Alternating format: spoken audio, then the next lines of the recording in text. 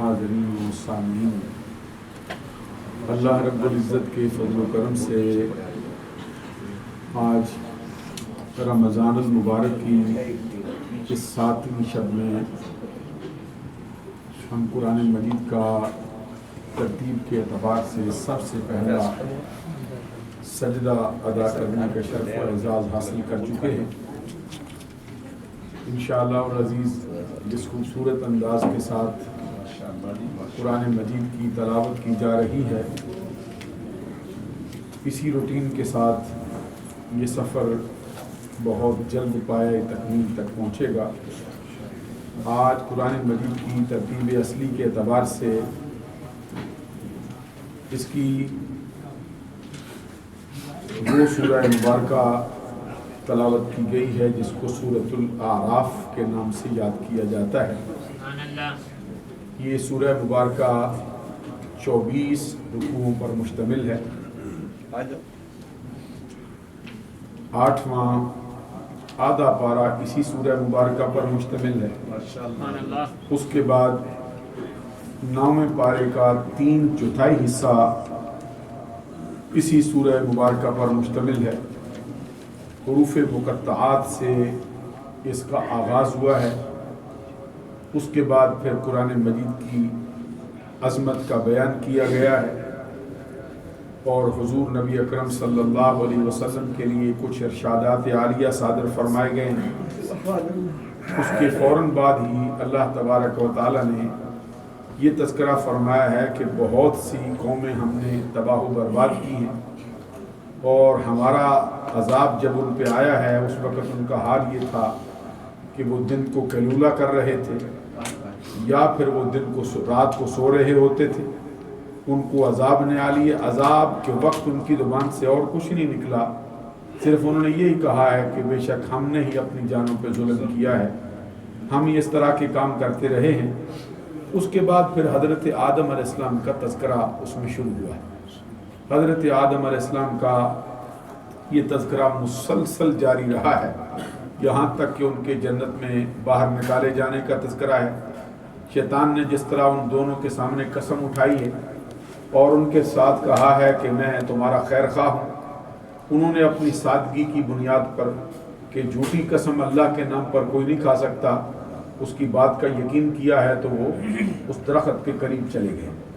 جس کی وجہ سے پھر حضرت آدم علیہ السلام کو جنت سے نکالا گیا۔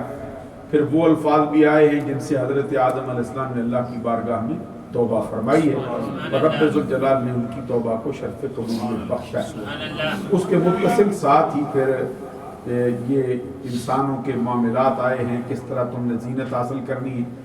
ہم نے تمہارے لیے لباس بنایا ہے، ایک ضرورت کا لباس ہے، ایک زینت کا لباس ہے۔ ساتھ ہی پھر شیطان کا تذکرہ آیا ہے اور اولاد آدم سے یہ فرمایا جا رہا ہے کہ کہیں ایسا نہ ہو کہ شیطان تم کو فتنے میں مبتلا کر دے۔ یا بنی آدم لا یفتننکم الشیطان کما اخرج ابویکم من الجنہ ینزع عنہما لباسہما لیریہما سوآتہما انہ یراکم ہوا وقبیلہ من حیث لا ترونہم۔ ماشاءاللہ، اللہ تبارک و تعالیٰ فرماتے اے اولاد آدم کہیں ایسا نہ ہو کہ شیطان تمہیں آزمائش میں اور فتنے میں مبتلا نہ کر دے، جس طرح کہ اس نے تمہارے ابوین کو یعنی تمہارے والدین حضرت آدم کو اور حضرت حوا کو آزمائش کے اندر مبتلا کیا تھا، جس کی وجہ سے ان کا وہ لباس جو اترنا نہیں چاہیے تھا اتر گیا تھا۔ ساتھ پھر اللہ تبارک و تعالیٰ فرماتے انہ یراکم ہوا وقبیلہ من حیث لا ترونہم، شیطان اور اس کا سارا قبیلہ تمہیں وہاں سے دیکھتا ہے جہاں سے تم اس کو دیکھ نہیں سکتے۔ حضرات بڑی توجہ طلب بات ہے کہ یہ شیطان جو راندہ درگاہ ہے، جس پر لعنتوں کا طوق ڈالا گیا ہے، جو اللہ تبارک و تعالیٰ کی بارگاہ کا دھتکارا ہوا ہے اور جس کو لعنتی اور ملعون قرار دیا گیا ہے، اس کے بارے میں اللہ فرماتا ہے وہ شیطان اور اس کا سارا قبیلہ تمہیں وہاں سے دیکھتا ہے جہاں سے تم اس کو دیکھ نہیں سکتے۔ حدیث میں نبی اکرم صلی اللہ علیہ وسلم کا فرمان ہے ان الشیطان من الانسان یجری مجرى الدم، بے شک شیطان انسان کی رگوں میں خون کے ساتھ گردش کرتا رہتا ہے۔ جس طرح انسان کے جسم میں خون دوڑتا ہے، اسی طرح ایک اکیلا تنہا شیطان انسان پر اس طرح گھات لگائے ہوئے ہے کہ وہ ہر انسان کی رگوں کے اندر خون کی طرح گردش کرتا رہتا ہے۔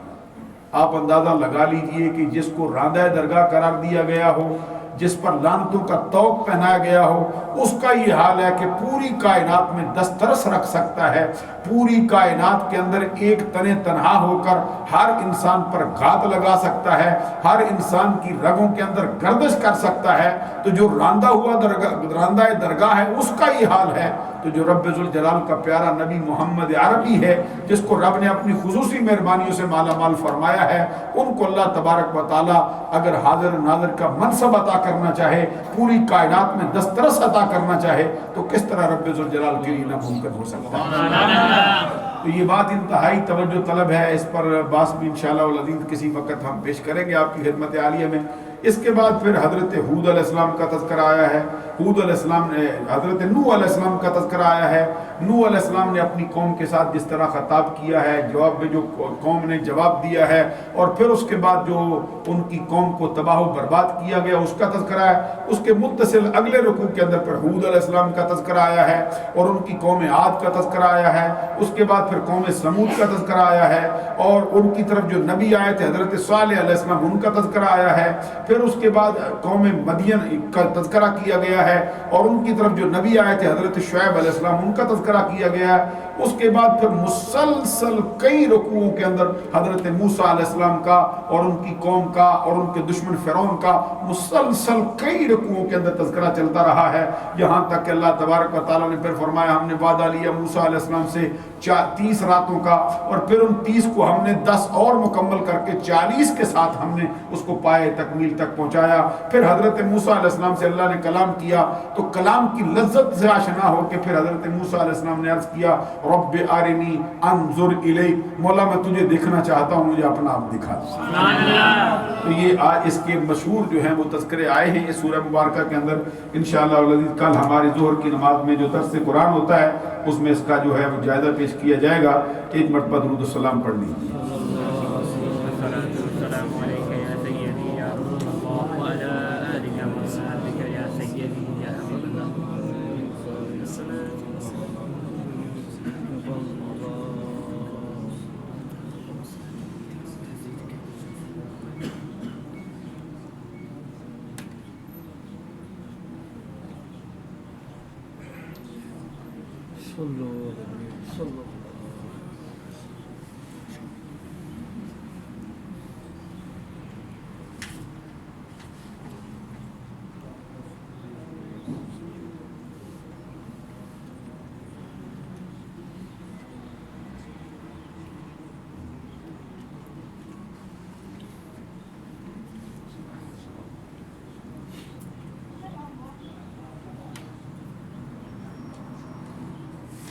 ماشاءاللہ بڑے اچھے خوبصورت سوال کیے گئے ہیں۔ پہلا سوال یہ کیا ہے ہمارے بھائی نے،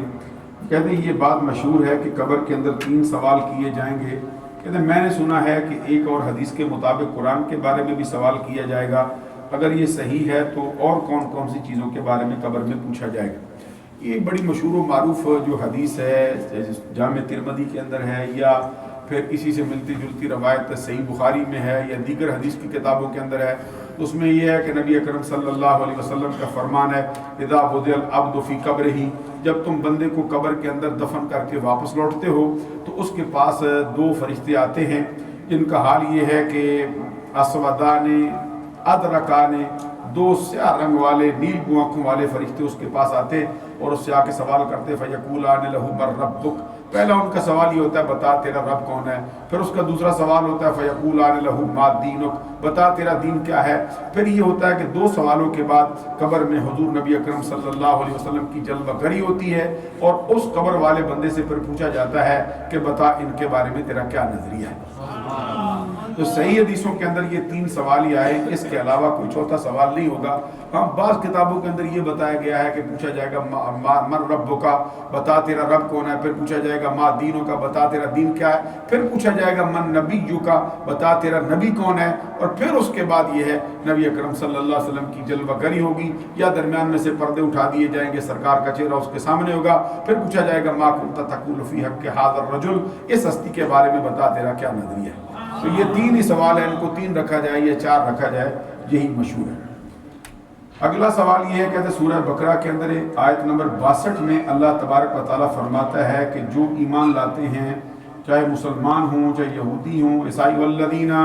ان الذین آمنوا والذین ہادوا والنصارى والصابئین من آمن باللہ والیوم الآخر وعمل صالحا فلہم اجرہم عند ربہم ولا خوف علیہم ولا هم یحزنون۔ یہ آیت کریمہ جس میں اللہ تبارک و تعالیٰ فرماتا ہے وہ لوگ جو ایمان لائے اور نیک اعمال ہوئے، چاہے وہ یہودی ہوں، چاہے وہ عیسائی ہوں، چاہے وہ صابی ہوں، چاہے وہ اہل ایمان ہوں، اگر ان کے نیک اعمال ہیں تو اللہ تبارک و تعالیٰ یہ آگے یہ فرمایا گیا والصابئین من آمن باللہ، اور جو قیامت کے دن پر ایمان لاتے ہیں، سچا اہل ایمان ہے، اللہ تبارک و تعالیٰ ان کو جنت میں داخل فرمائے گا۔ تو اب کہتے ہیں کہ اس کا مطلب یہ ہے یہودی بھی جنت میں جائیں گے، عیسائی بھی جنت میں جائیں گے، تو نصارہ بھی جنت میں جائیں گے، تو پھر اس کا صحیح نظریہ کیا ہے؟ سب سے پہلے یہ بات یاد رکھنے والی ہے کہ قرآن مجید میں اللہ تبارک و تعالیٰ کا فرمان ہے ان الدین عند اللہ الاسلام۔ اس بات میں کوئی شک و شبے کی گنجائش نہیں کہ اللہ کے نزدیک پسندیدہ ترین دین اسلام ہے۔ دوسرے مقام پہ اللہ تبارک و تعالیٰ کا فرمان ہے وَمَن يَبْتَغِ غَيْرَ الْإِسْلَامِ دِينًا فَلَن يُقْبَلَ مِنْهُ وَهُوَ فِي الْآخِرَةِ مِنَ الْخَاسِرِينَ۔ جو شخص اسلام کا راستہ چھوڑ کر کسی اور دین کی تلاش کرتا ہے، اللہ تبارک و تعالیٰ کی طرف سے قیامت کے دن اس کا وہ نظریہ، وہ دین قبول نہیں کیا جائے گا، بلکہ ایسا شخص قیامت کے دن گھاٹا پانے والوں میں سے ہوگا۔ اب معلوم ہوا کہ اسلام کے بغیر کوئی بندہ جنت میں داخل نہیں ہو سکتا۔ اس کا مطلب یہ ہے کہ نبی اکرم صلی اللہ علیہ وسلم کے جلوہ فرما ہو جانے کے بعد کوئی بندہ اسلام کا راستہ چھوڑتا ہے، کسی اور راستے کو اپناتا ہے، کسی بھی نظریے کا بندہ ہو، یہودی ہو، عیسائی ہو، صابی ہو، وہ سارے کے سارے اگر سرکار پر ایمان نہ لائیں تو جہنمی ہوں گے۔ پھر سوال یہ پیدا ہوا کہ اس آیت کا کیا مطلب ہے؟ اس آیت کا مطلب یہ ہے کہ اپنے اپنے وقت کے اندر جو یہودی ہیں وہ اللہ پر ایمان لائے ہیں، آخرت پر ایمان لائے ہیں، نیک اعمال کیے ہیں، اس بات میں کوئی شک نہیں، وہ جنت میں جائیں گے۔ پھر عیسائی ہیں، اپنے اپنے وقت میں عیسیٰ علیہ السلام کا جو زمانہ نبوت ہے اس کے اندر جو ایمان لایا ہے، نیک اعمال کیے ہیں، آخرت پر ایمان رکھا ہے، اللہ پر ایمان رکھا ہے، ضرور کو جنت میں داخل کیا جائے گا۔ لیکن نبی اکرم صلی اللہ علیہ وسلم کے آ جانے کے بعد پھر کوئی ایسا بندہ جو یہودی ہونے کا دعوے دار ہو یا عیسائی ہونے کا دعوے دار ہو، خود نبی اکرم صلی اللہ علیہ وسلم کا فرمان ہے جس تک میرا پیغام پہنچ گیا ہے، کسی بھی نظریے کا بندہ ہو، وہ ہر صورت میں جہنم میں داخل کیا جائے گا جبکہ اس نے اپنا دین اپنایا ہو، مجھے نہ مانا ہو۔ تو یہ اس آیت کریمہ کی تفسیر ہے۔ اگلا تیسرا سوال یہ لکھا ہے،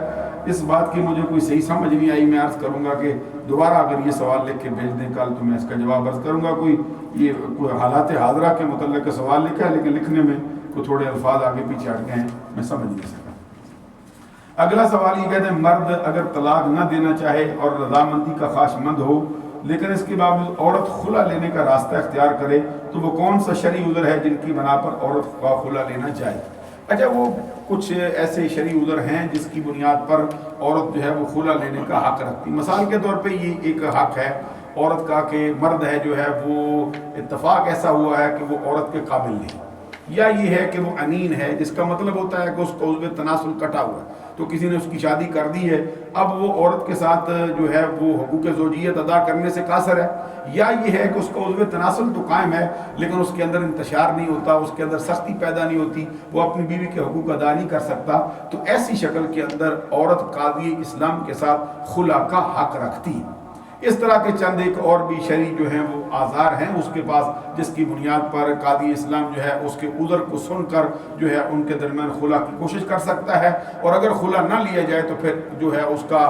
فسخ نکاح کا بھی ایک قاعدہ جو ہے فقہ حنفی کی بجائے دوسری جو فقہ ہیں ان کے اندر باقاعدہ طور پہ موجود ہے۔ آج کل کے مفتیوں نے اس کی بھی اجازت دی۔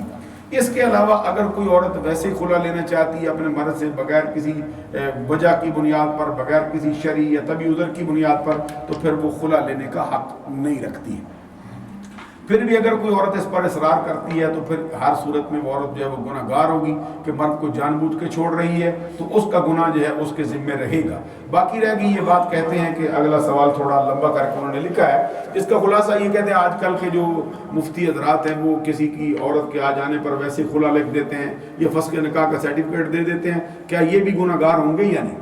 اگر انہوں نے شریعت کے تقاضے پورے نہ کیے ہوں تو ہر صورت میں وہ گناہ گار ہوں گے، بلکہ وہ طلاق سرے سے ہوگی نہیں، کیونکہ حدیث میں نبی اکرم صلی اللہ علیہ وسلم کا فرمان ہے انما الطلاق لمن اخذ بالساق، طلاق دینا اس کا حق ہے جس نے عورت کی پنڈلی پکڑی۔ پنڈلی پکڑنا یہ ایک محاورہ ہے عرب کے اندر جس کا مطلب یہ ہے کہ جس نے عورت کے ساتھ نکاح کیا، تو نکاح کرنا کیا جس بندے نے وہی طلاق دینے کا حق رکھتا ہے، دوسرا کوئی بندہ اس کی بیوی کو طلاق نہیں دے سکتا۔ قرآن مجید کے اندر اللہ تبارک و تعالیٰ کا فرمان ہے وَبِيَدِهِ عُقْدَةُ النِّكَاحِ، جو نکاح کی گرہ ہے وہ عورت کے ہاتھ میں، جب تک وہ عورت اجازت نہ دے گی اس وقت تک وہ اس کے ساتھ نکاح نہیں ہو سکتا، اور جو طلاق کی گرہ ہے وہ مرد کے ہاتھ میں۔ طلاق کا جو اختیار ہے وہ اللہ تبارک و تعالیٰ نے مرد کو دیا ہے، جب تک وہ مرد اپنا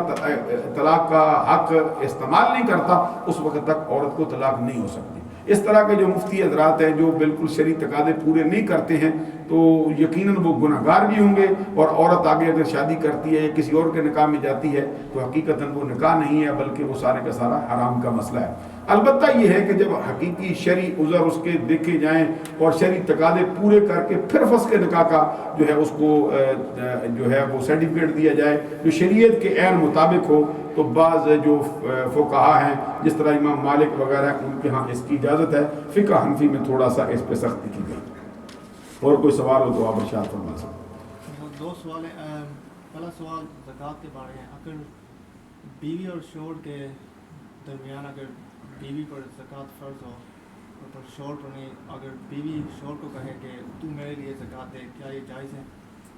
دوسرا سوال یہ ہے کہ سجدہ تلاوت میں جب ہم سجدے میں جاتے ہیں تو نماز کی حالت میں اور نماز کے بعد میں حالت میں صرف سبحان ربی اعلیٰ پڑھ سکتے ہیں یا کچھ اور بھی؟ ماشاءاللہ دو سوال کیے گئے۔ پہلا سوال یہ ہے کہ عورت مالدار ہے، اس کا بندہ مالدار نہیں ہے۔ جب اس کا بندہ مالدار نہیں ہے تو وہ اگر اپنی عورت سے پوچھے بغیر اس کی طرف سے زکوٰۃ ادا کرنا چاہتا ہے تو وہ زکوٰۃ ادا نہیں ہوگی۔ ہاں البتہ یہ ہے کہ عورت اگر اپنے شوہر کو مال دے دیتی ہے اور اس کی ڈیوٹی لگا دیتی ہے کہ جا کے یہ میری طرف سے زکوٰۃ دیا، تو پھر وہ زکوٰۃ جو ہے وہ ادا ہو جائے گی۔ دوسرا سوال یہ کیا گیا ہے کہ نماز کے اندر یا نماز کے بعد سجدہ تلاوت ہو تو کیا سجدہ تلاوت میں اتنا پڑھنا سبحان ربی الاعلیٰ سبحان ربی الاعلیٰ، اس سے سجدہ تلاوت ادا ہو جائے گا یا نہیں؟ ہر صورت میں ادا ہو جائے گا۔ جب سبحان ربی الاعلیٰ پڑھا سجدہ کیا تو پھر اس کے علاوہ کوئی اور شے پڑھنے کی ضرورت نہیں۔ اور کوئی سوال ہو شاید فرما سکتے۔